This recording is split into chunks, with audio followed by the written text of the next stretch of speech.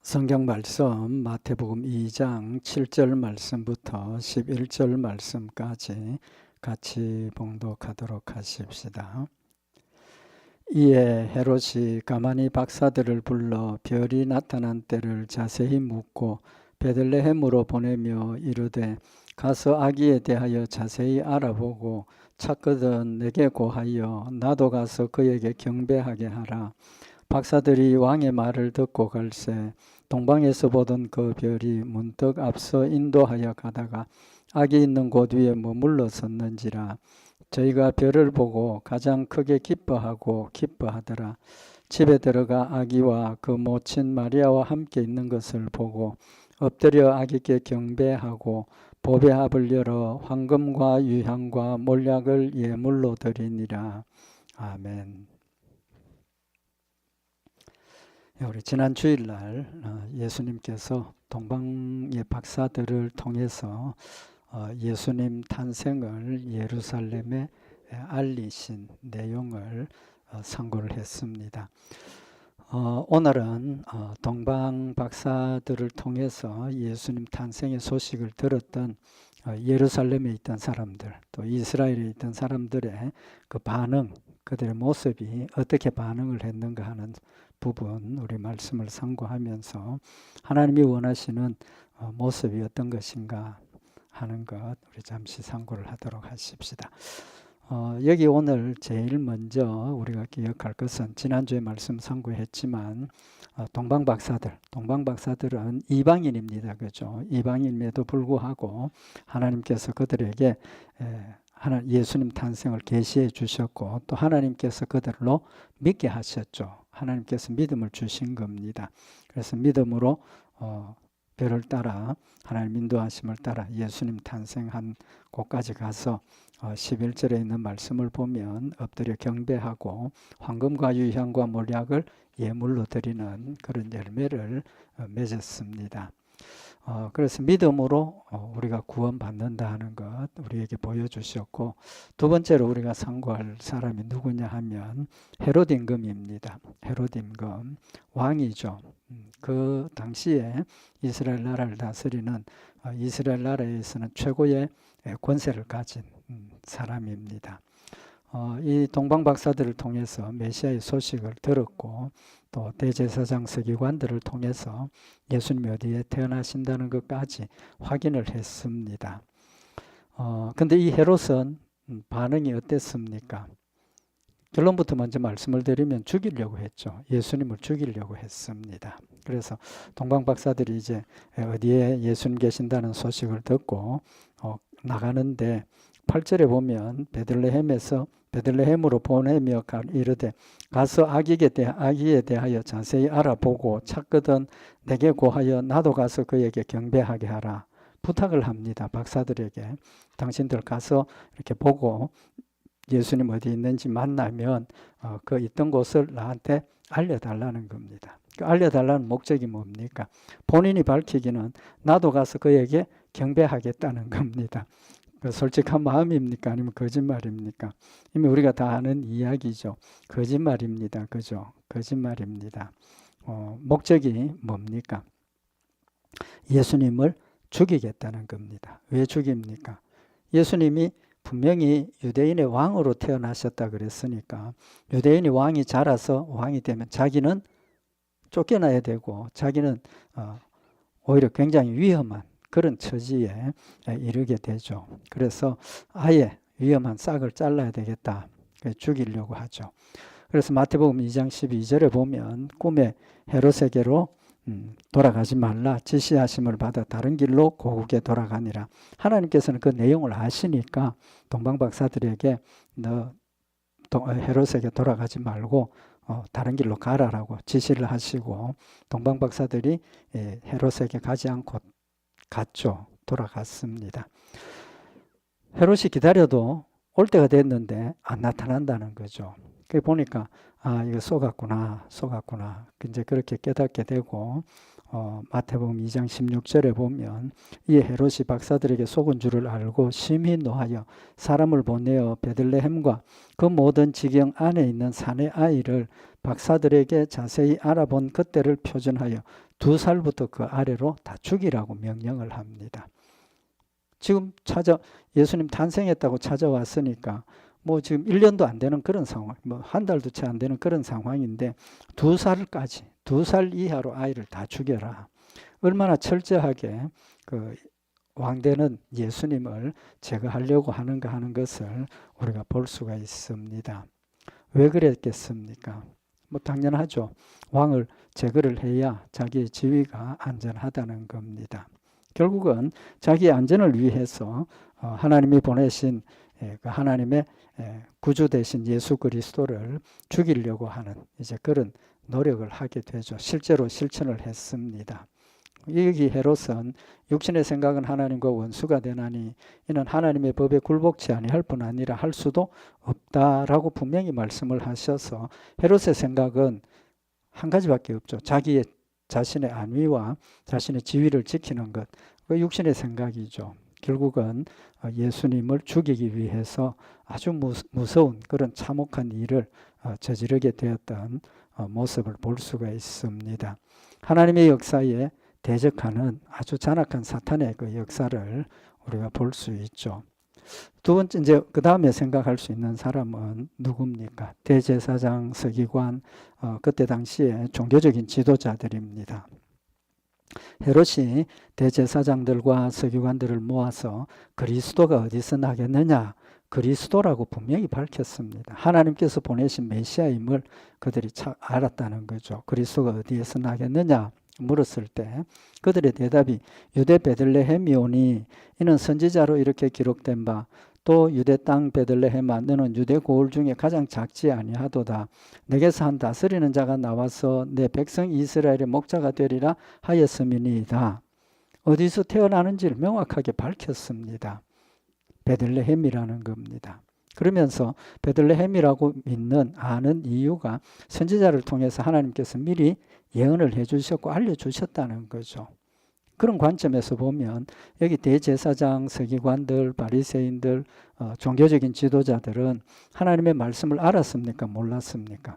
정확하게 잘 알고 있다는 겁니다. 구체적인 내용을 정확하게 알고 있고 또 그동안 선지자들을 통해서 가르쳐 주셨던 그 메시아의 그리스도의 내용을 잘 알고 있었다는 겁니다. 그래서 예루살렘과 온 유대와 이스라엘 나라가 소동했다 그랬습니다. 여기 마태복음 2장 3절에 보면 헤롯 왕과 온 예루살렘이 듣고 소동한지라. 왜 소동했겠습니까? 하나님께서 예언하신 선지자들을 통해서 예언하신 그 일이 실제로 이루어졌다라고 하니까 소동할 수밖에 없지 않습니까? 열심히 기다렸고 또 예수님 오시기를 고대하고 있던 그런 상황에서 언제 오시나 이 말씀이 맞나 믿음으로 기다리고 있던 그들에게 정말 예수님 탄생했다는 소식을 들을 때 전부 소동했다는 겁니다. 그렇다면 오늘 여기 대제사장들과 서기관들은 그 말씀에 대해서 어떤 반응을 보여야 정상이겠습니까? 기다리던 메시아가 왔습니다. 그리스도가 오셨다 했는데 우리 같으면 어떻게 하겠습니까? 이 동방박사들처럼 우리도 예수님 오셨다 반갑다 우리 예수님 찾아가 보자. 적어도 인간적인 호기심이라도 예수님이 탄생한 그곳에 찾아가고 싶을 것이고 찾아가서 확인을 하고 하나님 주신 말씀대로 된 것인지 아닌지를 확인을 해야 되는 그런 책임과 의무가 있는 사람들이지 않습니까? 적어도 하나님께서 선지자들을 통해서 어디에 메시아가 나시고 어떤 모습으로 오시고 또 어떤 목적을 위해서 오신다 하는 것을 그들은 정확하게 알고 있었고 질문을 했을 때 어디서 태어납니다라고까지 정확하게 이야기를 했던 사람입니다. 충분한 지식을 가지고 있었고 또 그런 관점에서 보면 그들이 지금도 기다리고 있고 그때도 기다리고 있었던 그런 메시아가 왔다는 겁니다. 그렇다면 믿음이 있으면 어떻게 해야 됩니까? 당연히 찾아가서 경배하고 받아들이는 그런 믿음의 역사가 있어야 한다는 거죠.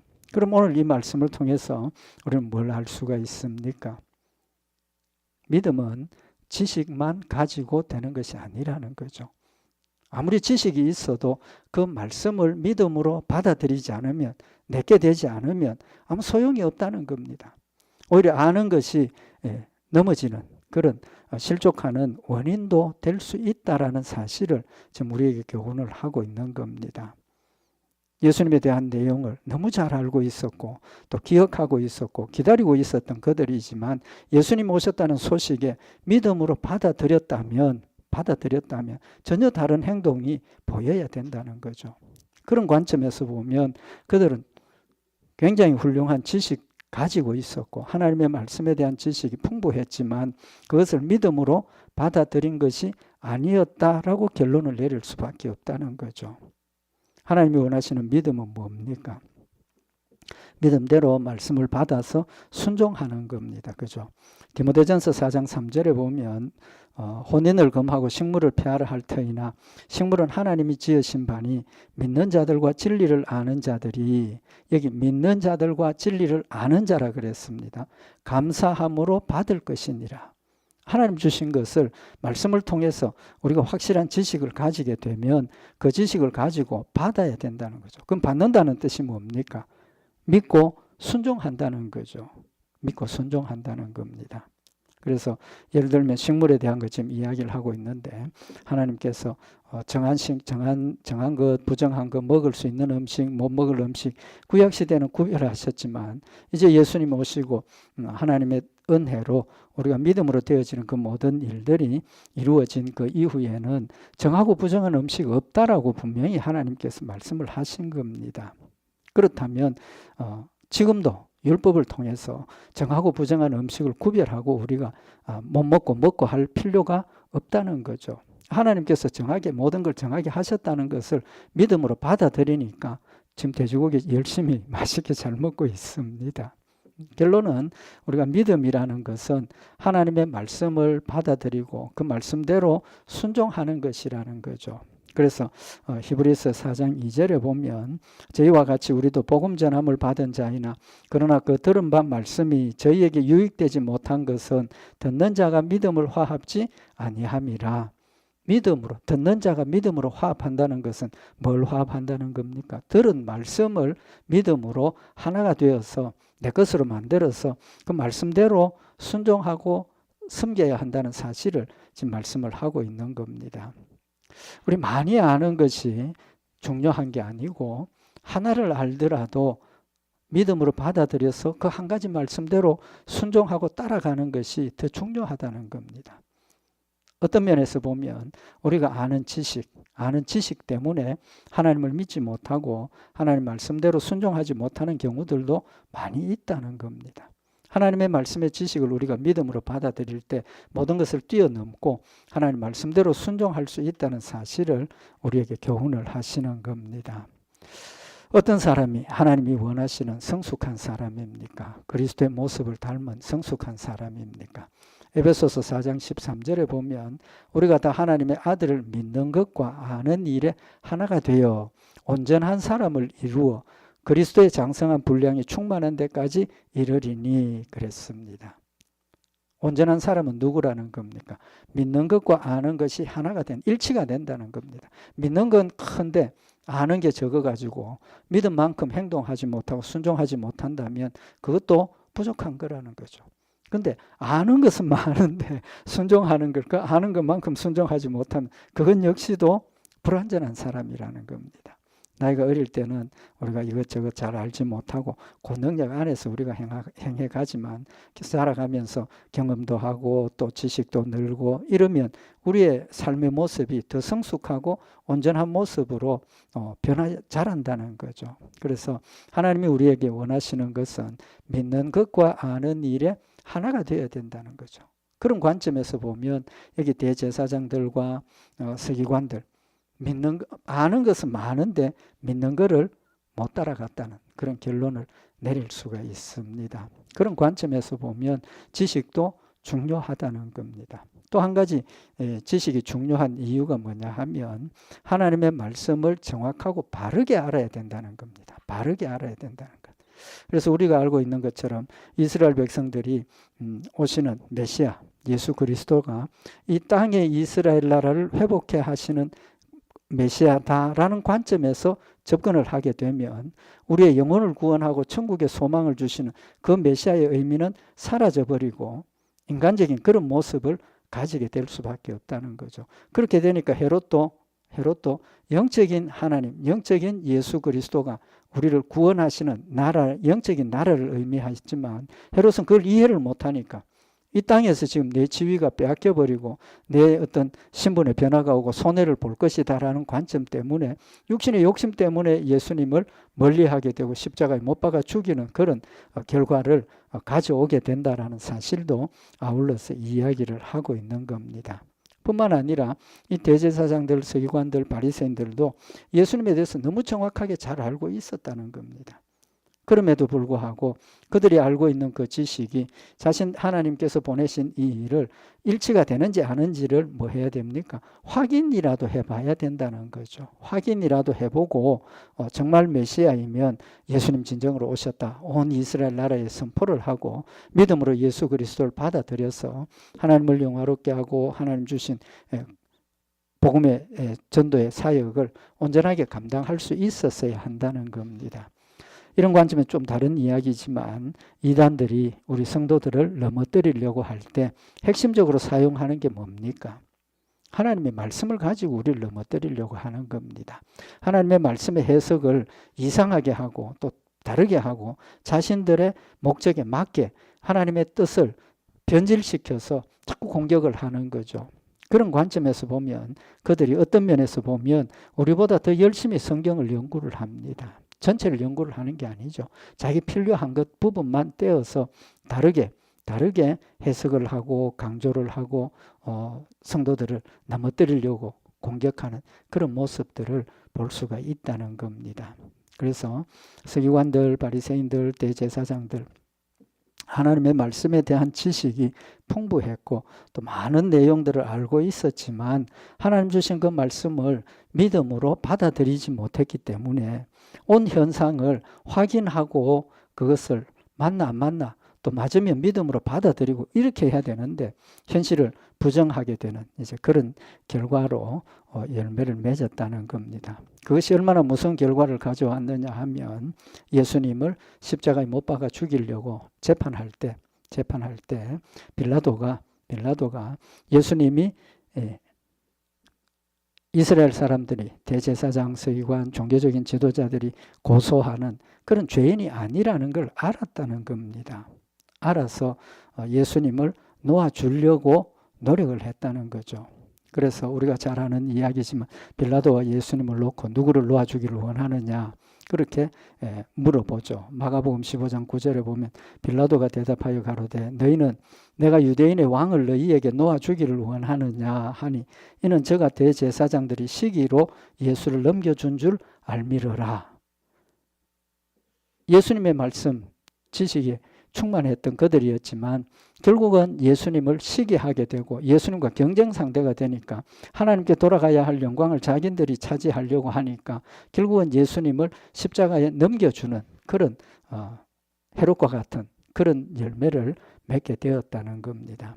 그래서 마가복음 15장 11절에 보면 그러나 대제사장들이 무리를 충동하여 도리어 바라바를 놓아달라 하게 하니 일반 백성들, 무지한 백성들입니다. 하나님의 말씀에 대해서 무지하고 선지자들의 어떤 그런 내용들을 잘 모르는 그들을 선동을 해서 오히려 예수님을 십자가에 못 박아 죽이도록 만드는 그런 결과를 가져왔다는 거죠.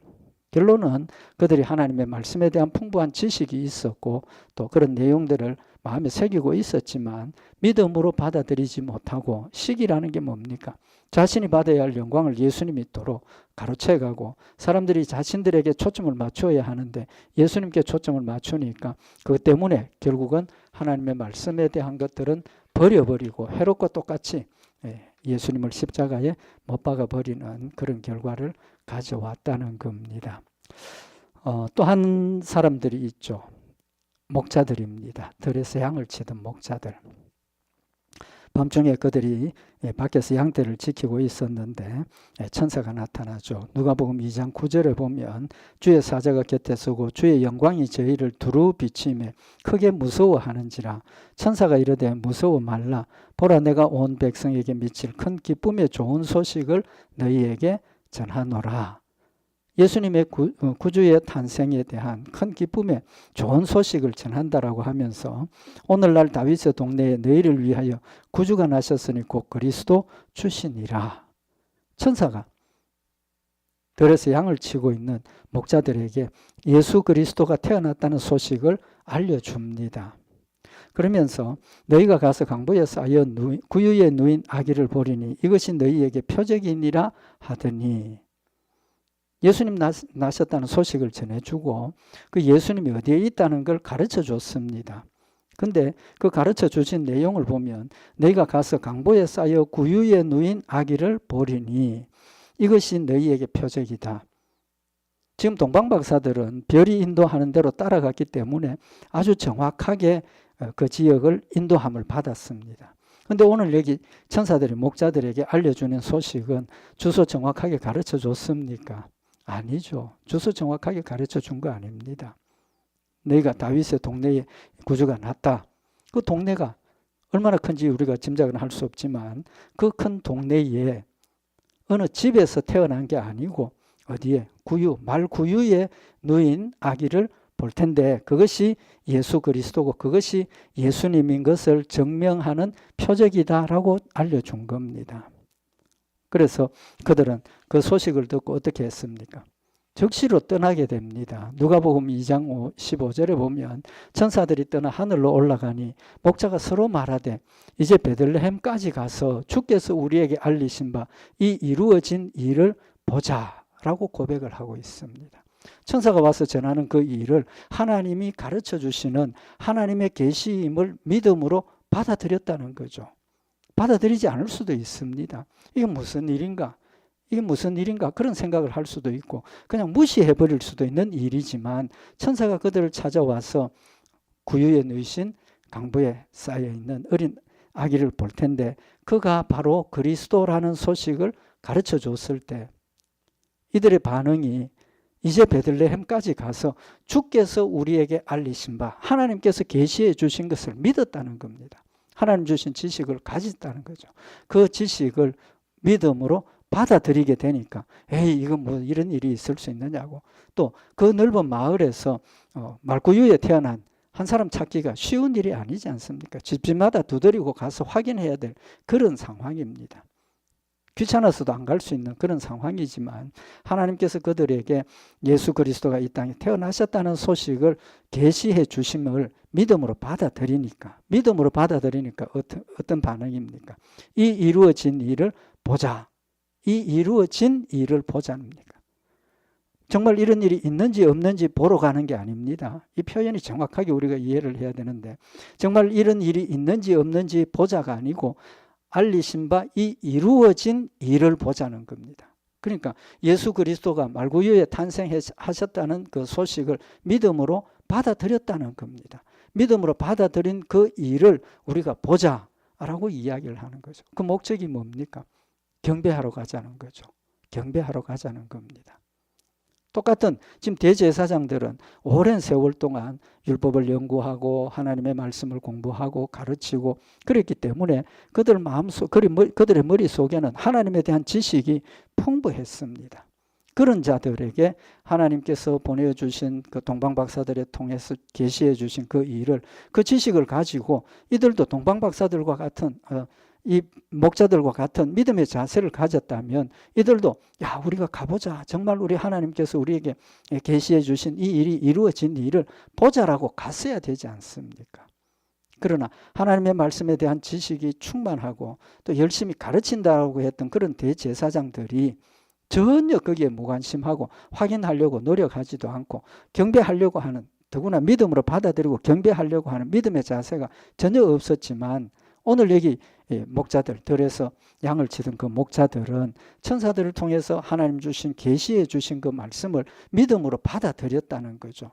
주께서 우리에게 알리신 바 이 이루어진 일을 보자라고 하고 이 16절에 보면 누가복음 2장 16절에 보면 빨리 가서 마리아와 요셉과 구유에 누인 아기를 찾아서 보고 빨리 갔다는 겁니다. 얼마나 마음이 급했는지 빨리 갔다. 다 버려두고 빨리 가서 정말 천사들을 통해서 하나님께서 알려주신 그 말씀의 진위를 옳고 그름을 확인하고 분명히 예수님 하나님께서 말씀하신 대로 말 구유에 누인 아기를 찾아서 보고 천사가 자기들에게 이 아기에 대하여 말한 것을 고하니, 그러니까 천사를 통해서 하나님 주신 그 말씀을 마음에 새기고 믿음으로 받아들였다는 겁니다.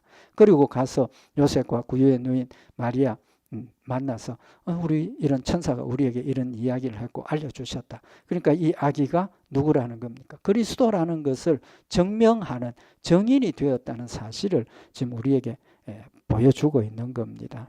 그래서 보고 천사가 자기들에게 이 아기에 대하여 말한 것을 고하니 바로 이 역할이 누구의 역할입니까? 바로 우리 성도들과 저의 역할이라는 겁니다. 하나님께서 이 땅에 보내주신 예수 그리스도 크리스마스 그냥 어떤 성탄절 이렇게 지나가는 게 아니고 믿지 않는 사람들은 그런 마음으로 지나가겠지만 우리는 적어도 이 목자들과 마찬가지로 사람들에게 하나님께서 우리에게 주신 말씀이 이것이고 하나님께서 약속하신 대로 보내주셨고 부활하시고 성천하셔서 지금도 우리에게 재림하시기 위해서 준비하고 계신다는 사실을 우리가 고하는 역할을 우리가 맡아서 해야 된다는 겁니다. 또 맡겨주셨다는 거죠. 그래서 듣는 자가 다 목자의 말하는 일을 기이히 여겼다. 믿는 사람도 있고 또 이 신기하게 생각하는 사람도 있고 뭐 이런 일이 있느냐, 반응이 여러 가지라는 사실을 말씀을 하고 있는 겁니다.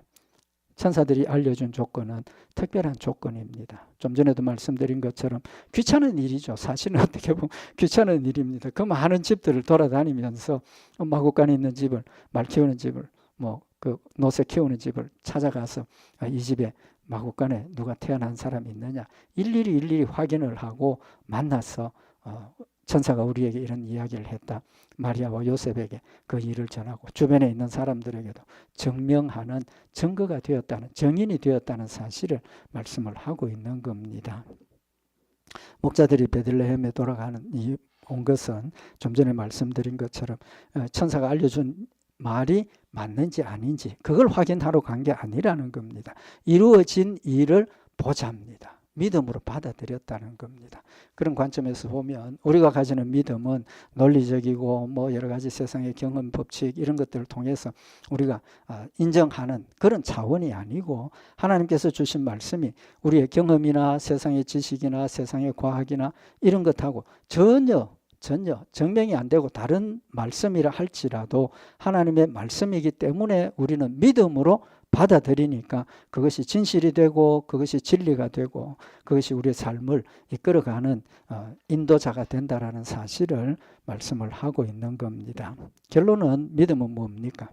믿음은 하나님 말씀을 인정하고 받아들여서 그 말씀대로 우리가 반응하고 순종하는 것이라는 사실을 우리에게 교훈을 하는 말씀입니다. 그래서 베드로전서 2장 10절에 보면 너희가 전에는 백성이 아니더니 이제는 하나님의 백성이요 전에는 긍휼을 얻지 못하였더니 이제는 긍휼을 얻은 자니라 라고 말씀을 하셔서 우리는 하나님의 긍휼, 사랑을, 은혜를 입은 자라는 사실을 명확하게 우리에게 깨우쳐 주시고 계십니다. 그래서 하나님 말씀을 믿는 것은 하나님의 은혜와 사랑을 받았다는 증거임을 다시 한번 마음에 새기고 한 가지만 더 말씀을 상고를 하십시다. 예수님 구주로 이 땅에 오셨습니다. 많은 죽어가는 영혼들을 생명을 주시고 천국으로 데려가시는 그런 놀라운 역사를 이루시는 예수님의 역사입니다. 그런데 이 역사 때문에 좋은 일만 있었습니까? 인간적으로 보면 굉장히 참혹한 일이 일어났지 않습니까?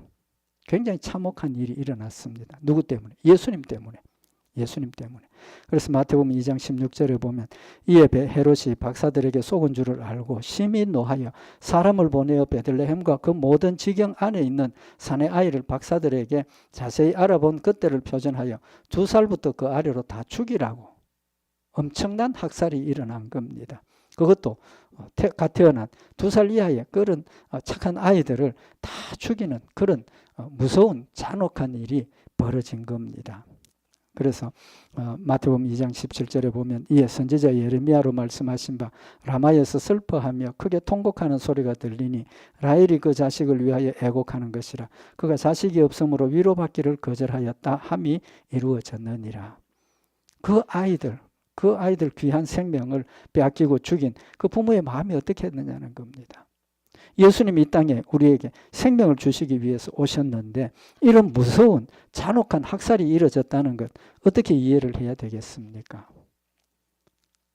우리가 인간적으로는 어떻게 해도 이해할 수 없는 그런 잔혹한 일이 벌어진 겁니다. 그러나 이 일을 우리는 영적으로 해석을 해야 된다는 거죠. 영적으로 해석을 해야 되는 게 뭡니까? 예수님 인간이 이 땅으로 오시고 십자가에 못 박혀 죽으시고 부활하심은 하나님의 핵심적인 계획입니다.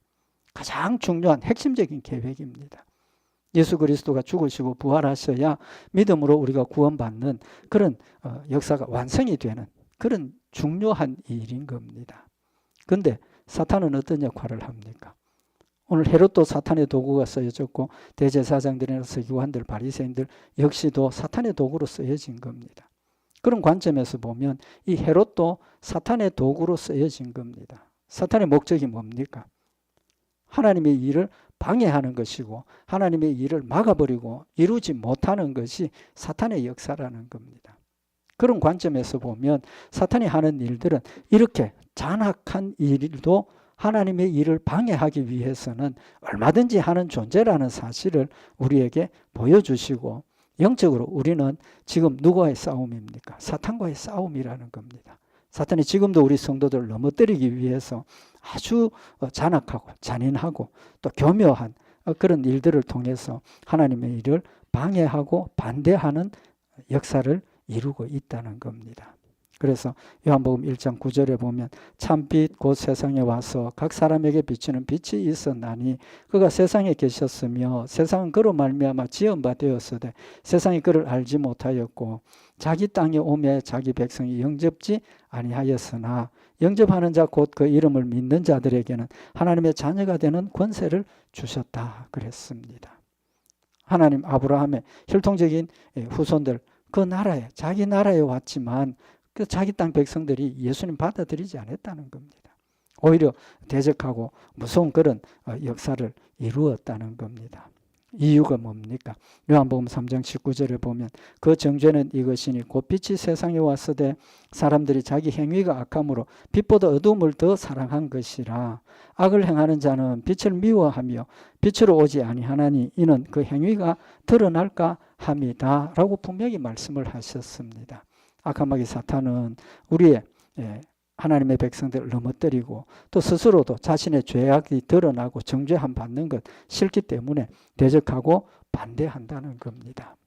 그래서 마태복음 8장 29절에 보면 귀신 들렸던 그 자가 예수님 오시는 모습을 보고 이에 저희가 소리질러 가로되 하나님의 아들이여 우리와 당신과 무슨 상관이 있나이까? 때가 이르기 전에 우리를 괴롭게 하려고 여기 오셨나이까? 사탄들은 자신들의 존재와 자신들의 결과를 정확하게 알고 있다는 겁니다. 때가 되면 지옥에 간다는 것을 명확하게 알고 있다는 겁니다. 그런데 예수님 그때 오신 그 시기는 심판하실 때가 아직 안 됐다는 거죠. 알고 있다는 겁니다. 그럼에도 불구하고 예수님을 믿지 않기 때문에 오히려 대적하고 자기의 것들을 지키려고 해봐야 소용없는 일이지만 끝까지 대적하는 그런 모습을 불신앙의 모습의 열매를 우리에게 명확하게 보여주는 사건이라는 겁니다. 영적으로 지금 우리가 하나님의 말씀 가운데 하나님의 백성이 되어서 하나님을 섬기는 그 일을 지금도 사탄은 어떻게든지 그걸 막기 위해서 우리를 공격하고 우리를 넘어뜨리려고 하지만 하나님은 어떻게 하십니까? 동방박사들을 다른 길로 가게 하시고 또 요한과 마리아에게 요셉과 마리아에게 너 떠나라 애굽으로 피신하라 너를 죽이려고 하니까 바로 떠나라고 하나님께서 계시해 주시고 보호하신 역사를 우리는 기억을 하고 있습니다. 마찬가지입니다. 우리가 하나님의 백성이 되었고 또 하나님 뜻대로 살아가는 그 일에 악한 마귀 사탄은 우리를 계속해서 공격하지만 하나님께서 우리를 피할 길을 내게 하시고 또 피하게 하시고 또 어떤 때는 싸워서 정복하게 하시는 그런 역사를 이루신다는 것, 하나님의 사랑, 불변하신 사랑이라는 것, 우리 오늘 아침에 다시 한번 오늘 이 저녁에 이 말씀 통해서 한번 기억을 하고, 요한일서 3장 8절에 보면 죄를 짓는 자는 마귀에게 속하나니 마귀는 처음부터 범죄함이니라.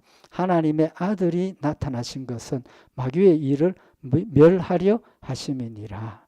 예수님 인간으로 이 땅에 오신 것은 마귀의 일을 멸하시기 위한 겁니다. 그러니까 사탄은 더 강력하게 반대를 하지만 절대로 이길 수 없다는 거죠. 그래서 하나님의 사랑은 불변하신다는 것, 다시 한번 우리 마음에 새겨서 우리가 신앙생활은 그 일에 우리 앞에 사탄의 그런 역사들이 일어날 때 우리는 두려워하고 굴복하고 타협할 것이 아니라 끝까지 하나님 말씀 가운데 서서 믿음으로 우리 순종하고 주의 뜻을 이루는 그런 복된 역사들, 또 주님 오신 이 구속의 놀라운 축복을 받아 누리는 복된 역사들 있기를 바랍니다. 우리 기도드리십시다. 사랑의 하나님 아버지, 저희들 사랑하셔서 구원의 계획을 세우시고 예수님 인간으로 이 땅에 보내셔서 악한 마귀 사탄이 방해하는 그 역사들도 물리치시고 예수님 이 땅에서 맡겨주신 사명 죽기까지 감당하며 하나님의 뜻을 이루게 하셔서 우리가 예수 그리스도를 믿음으로 천국 백성 되게 하심을 진심으로 감사를 드립니다. 주님 오신 소식이 우리에게는 큰 기쁨과 감사의 소식이 되게 하시고 주님 부활하신 놀라운 소식이 우리에게는 큰 능력과 담대함이 되게 하셔서 주님을 뜨겁게 사랑하며 믿음으로 담대하게 주의 뜻을 이루어가며 주를 영화롭게 하는 복된 열매들만 맺게 하여 주시옵소서.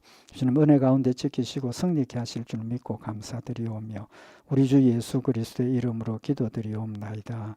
아멘.